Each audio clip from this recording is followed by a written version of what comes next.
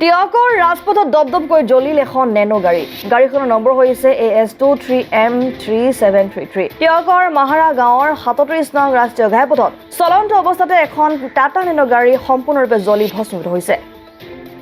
অৱশেষত টিয়ক অগ্নি নিৰ্বাপক বাহিনীৰ তৎপৰতাত জুই নিৰ্বাপন কৰিবলৈ সক্ষম হয়। মই টিয়কৰ পৰা ডিউটিৰ পৰা ঘূৰি আহি আছিলোঁ, হঠাতে দেখিলোঁ মাহাৰালিৰ মূৰত এখন নেনো গাড়ী জ্বলিছে।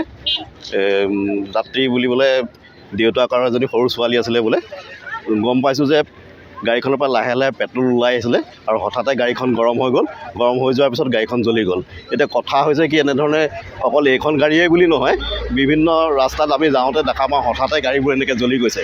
গতিকে এই ক্ষেত্ৰত কোম্পানীবিলাকে বিশেষ নজৰ দিয়াটো দৰকাৰ, নহ'লে বিভিন্ন দুৰ্ঘটনা হ'ব পাৰে, কেতিয়াবা মানুহৰ প্ৰাণহানিও হ'ব পাৰে। কি গাড়ী আছিলে? নেনো আছিলে এখন AS23M3733।